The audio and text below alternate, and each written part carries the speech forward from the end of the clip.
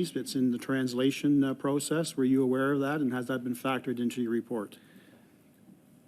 Our audit is relating specifically to arrivecan. My understanding is that the study by other committees might be broader than just arrivecan. In terms of I'm aware that the committees have requested information and that some of that is outstanding, but it's not for me to comment on the process for that. Your office has a mandate that when you uncover some element of criminality, you are to refer that to the RCMP. Is that correct? When we identify issues that could raise the potential of criminality, we do identify for the RCMP. And did you uncover any issues with respect to criminality involving the arrivecan? So at this point, I think that would be a question that the Auditor General would be best positioned to answer on February 12th. I can tell you that, as you mentioned earlier, we became aware that the RCMP has been already informed of a matter by the Canada Border Services Agency.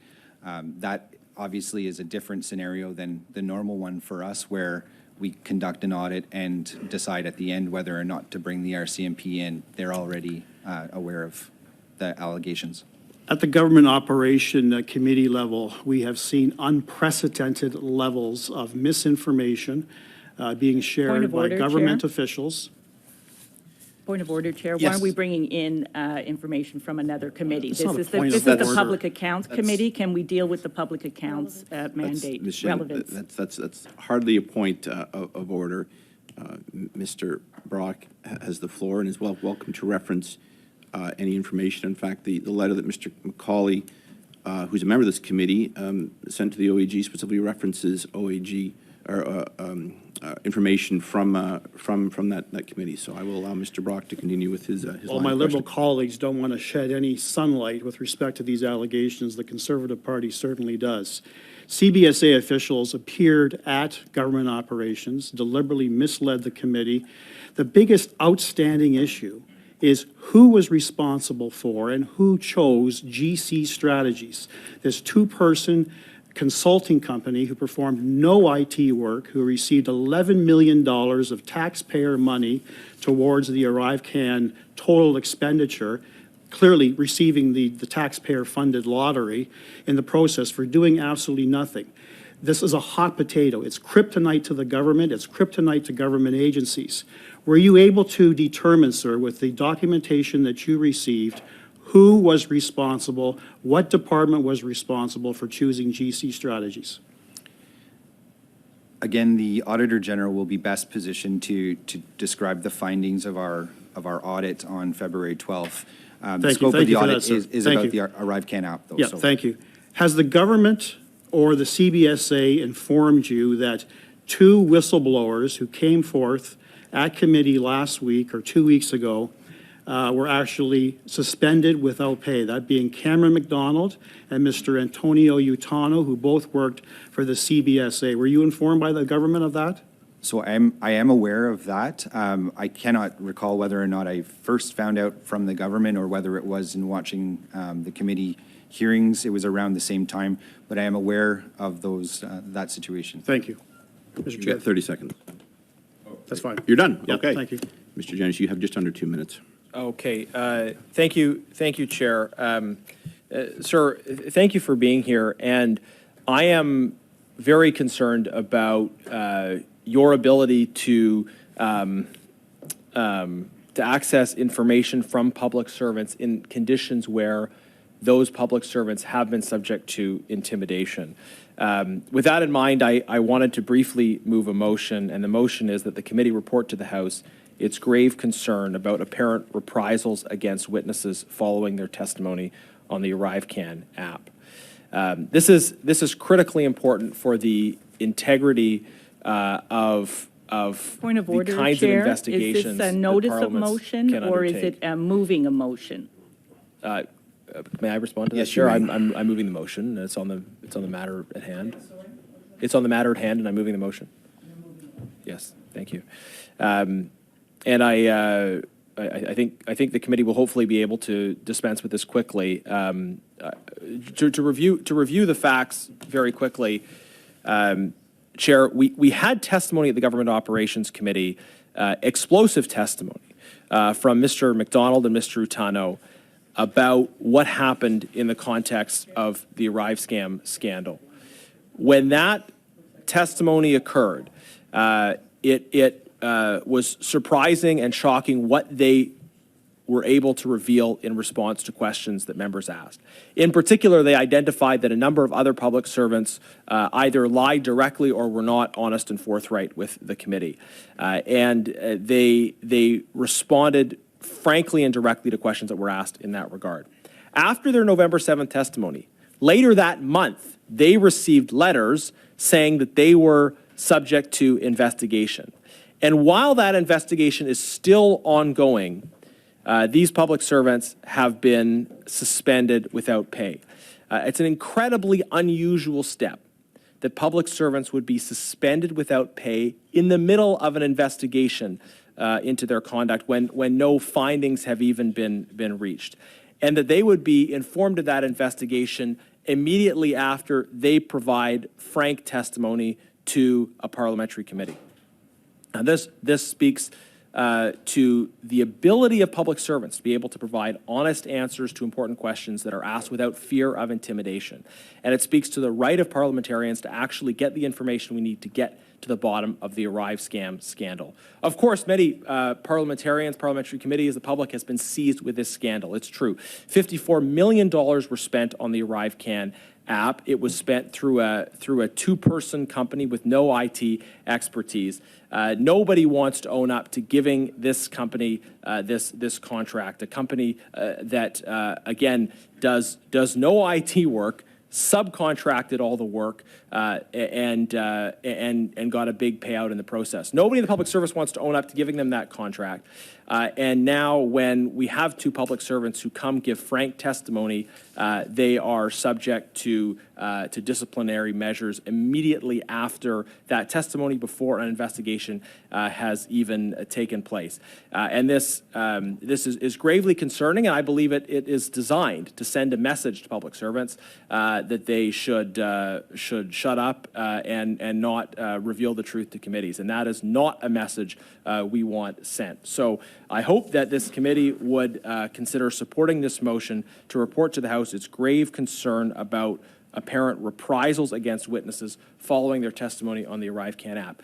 If members are serious about getting to the truth, if members are serious about really finding out what happened here, then we need to have a situation where the Auditor General gets all the documents that they require, and where public servants are free to speak without threats and intimidation. And I would hope that members would support this motion to say that if we are going to get to the bottom of this, we need public servants to be free to speak without threats, without reprisals, without punishment for coming to committees and answering the direct questions of parliamentarians. Thank you, Chair.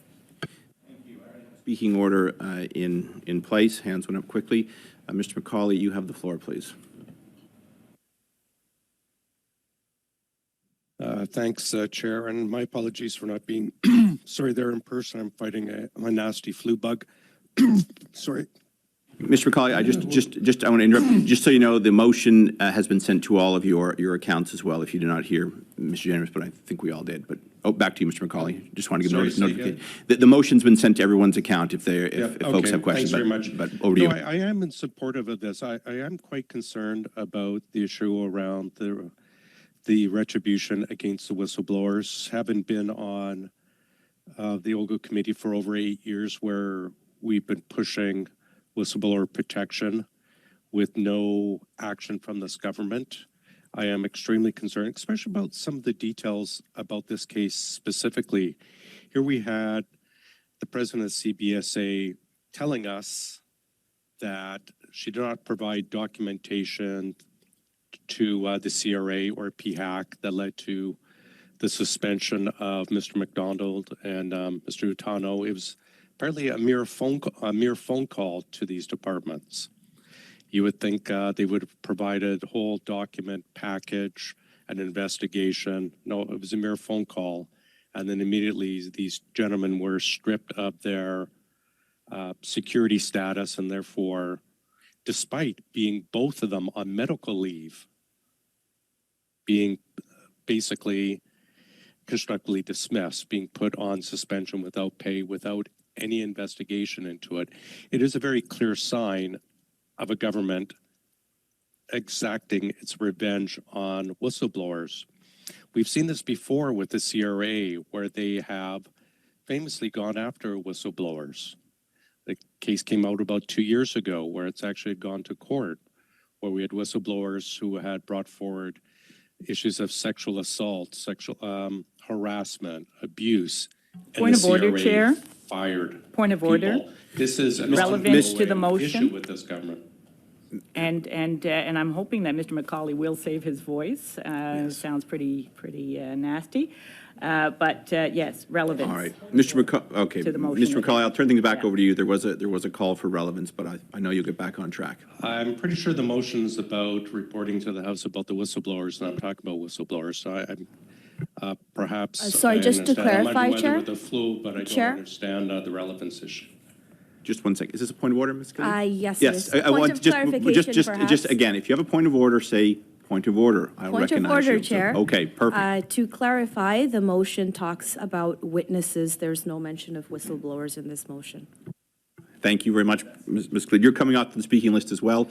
Mr. McCauley, back to you. I think the Liberals are splitting hairs for a reason, and this clearly goes back to their disdain for anyone who would dare challenge their narrative, anyone who comes forward and points out the truth. And here we have two Liberal members trying to Another point of interrupt me order, while Chair, I on am relevance trying to this present. motion. Well, Relevance to this I motion, think, Chair. Mr. McCauley, I'll turn things back over to you. Mr. McCauley, I think, is responding to the points of order, and I'm sure is wrapping things up to get back onto his point. Yes. As I was trying to say before, the Liberals continue to try to interrupt any disagreement with their point of view, or perhaps any investigation in their continual ineptness or corruption. I think this is a very important motion that Mr. Jennings has put forward. I think this is something the House needs to hear from. We have very clear, exploding evidence that continues to come forward about this issue. There are people who have been suspended without pay. People's lives have been destroyed by this government, and I hope that we will move forward with this motion and address this issue. Thank you, Chair, and thank you, Mr. Jennings, for putting it forward. Thank you, Mr. McCauley. Mr. Johns, you have the floor. Okay, first of all, I'm going to say this, that Mr. Jennings just brought a very similar motion to Government Operations Committee, which was defeated. So it seems that he's moving along from committee to committee to try to move this motion to the House when he knows full well that this can be included in the final report. He can raise these concerns in the final report. Now, I'm going to talk a little bit about Mr. McDonald and Mr. Utano, who wasn't not very long ago, was testifying before Government Operations Committee. And I'm sure it sounds like he was at more than one committee, because the Conservatives have this at 4 committees, this study going. And like I said, could be focusing on things like housing and other things that are a real crisis in this country. I'm not saying that we don't want to get to the bottom of this. We have to get to the bottom of this. But the outsourcing issue that arrivecan has is reflected in many different contracts, I'm sure. Started under the Conservatives, where outsourcing doubled under the big 6 consulting companies. It's gone up 400% under the Liberals, and it's out of control, but it started with cuts to the public service by the Conservatives. This was actually cemented by Michael Wernick, who testified at Government Operations Committee, saying that when the Conservatives gutted, senior public officials in 2012, that this caused huge problems when it comes to leadership, and now it's costing us in outsourcing to outside consultants to fill the void. The other thing is, we heard when the Conservatives were on the witch hunt around McKinsey, is that we couldn't get some